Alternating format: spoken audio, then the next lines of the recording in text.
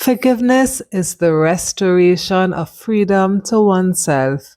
It is the key held in our hand to our own prison cell. Hello, my friend. Thank you for joining me today. People hurt us all the time, sometimes knowingly, sometimes unknowingly. And if you're anything like me, I'm sure you've already said, I'll never forgive them for that. And while they may not deserve your forgiveness, you do. You see, you're forgiving not for them, but for yourself. And it will change your life. But it's a process and you can go at your own pace. Sometimes forgiveness isn't what we think it is. So in this video, we'll see what it really is. We'll explore some scientifically proven benefits of forgiveness, and I'll leave you with a simple method to get you started. What is forgiveness all about?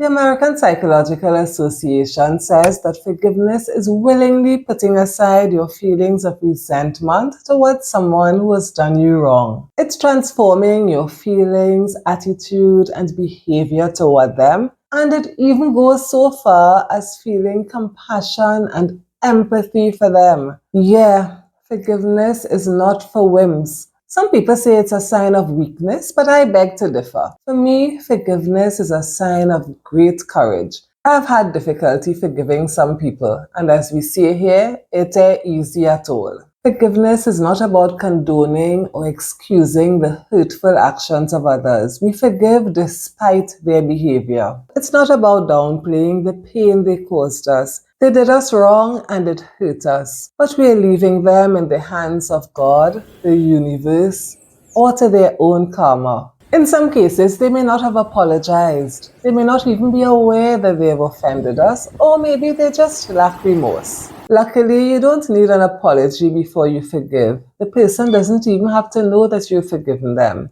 And you can still experience freedom even if the offender has passed on. Forgiveness doesn't always involve reconciliation. Sometimes reconciling with an offender means putting ourselves in harm's way, and you never want to do that. Your safety and well-being comes first. And finally, you don't have to forget.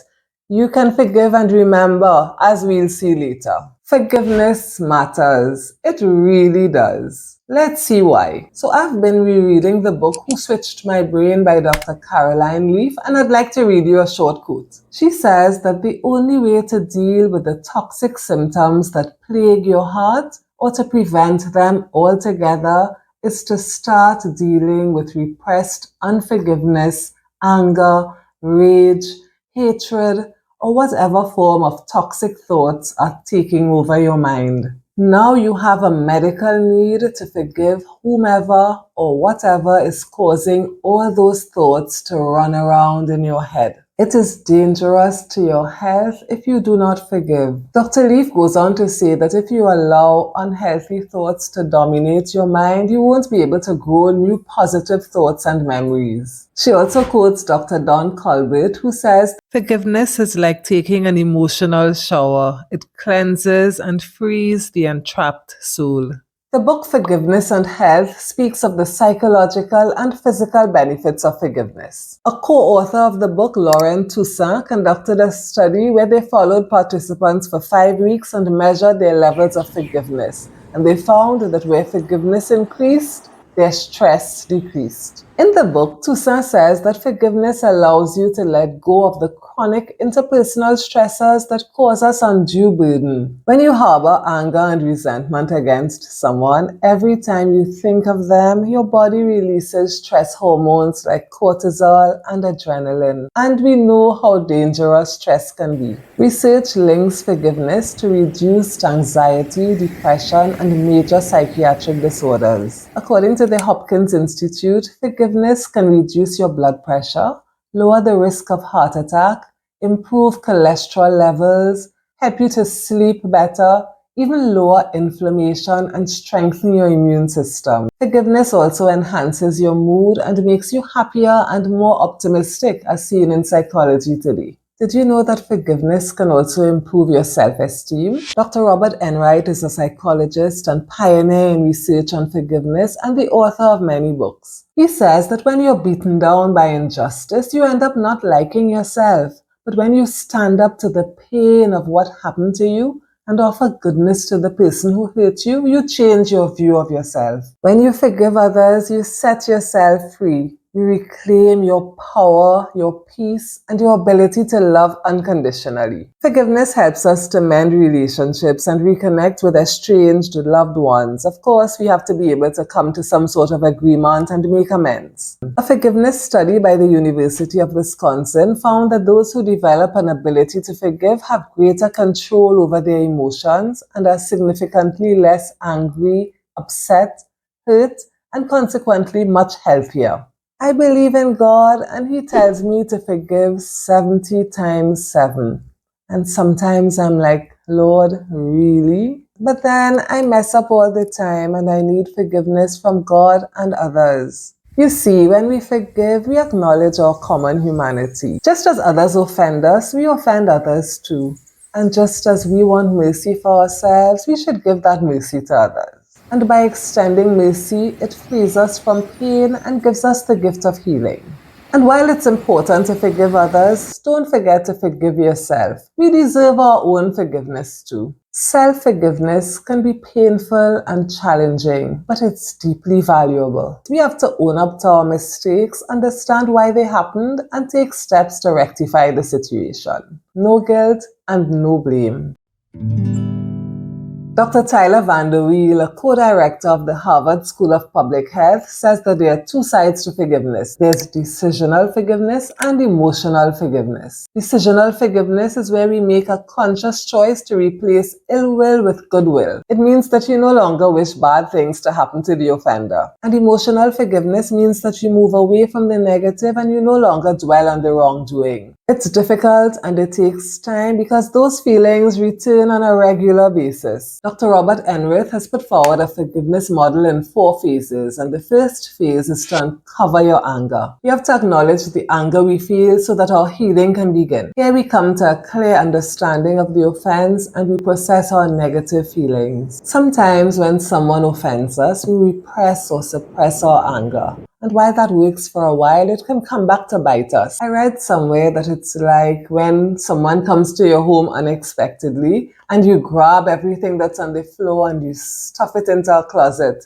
And then while you're chatting and having tea, you hear a loud bang and everything comes flying out of the closet. Has that ever happened to you? So if you need to forgive someone who's offended you, the first step is to just uncover the anger. The second phase is to make the decision to forgive. Here you make a commitment to forgive the other person. Perhaps you can journal about it or share it with a friend or therapist. It's all about opening up to the idea of forgiving and releasing any hope of revenge. Maybe you can think of the offender in a positive light or say a kind word to them or about them. Or you can just wish them well or send them peace. Phase 3 is the work phase. Here you're actively working on forgiving the offender while not downplaying the hurt that they caused you. Maybe try to understand what could have caused the person to act in that way. Often the wrongdoing is not personal, it's due to something that the offender has been dealing with. Expand your understanding of the other person, including their wounds and their inherent worth as a person. Reflect on the incident. Was it really malicious? We've all suffered trauma and we carry those wounds and that hurt deep within us.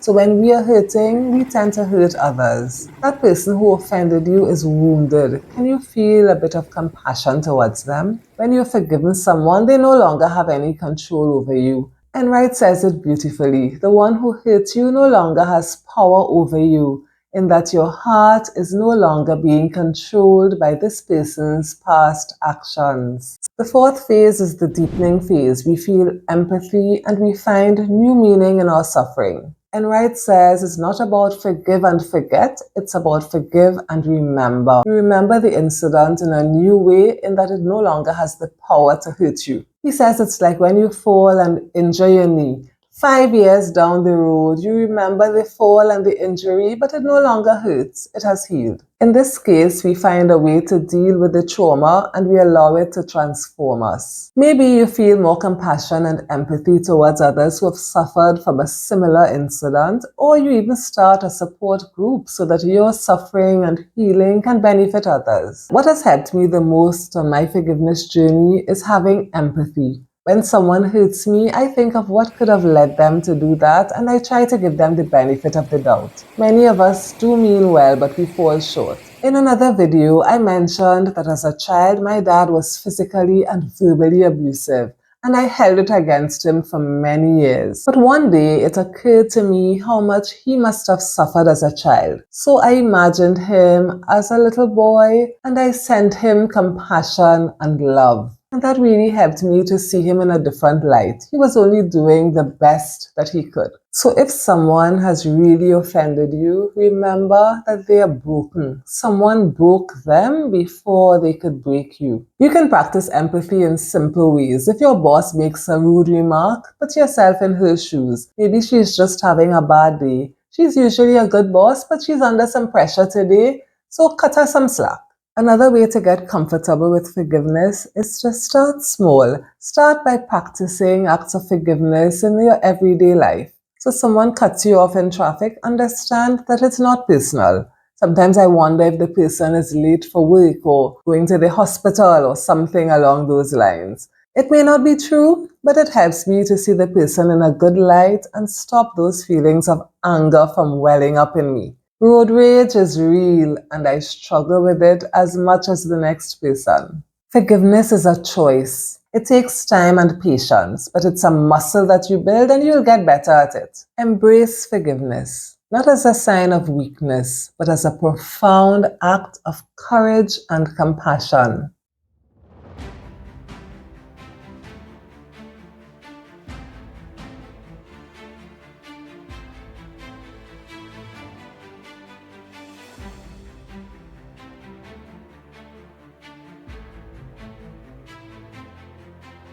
Thank you for watching. Please like, comment, and subscribe. See you soon.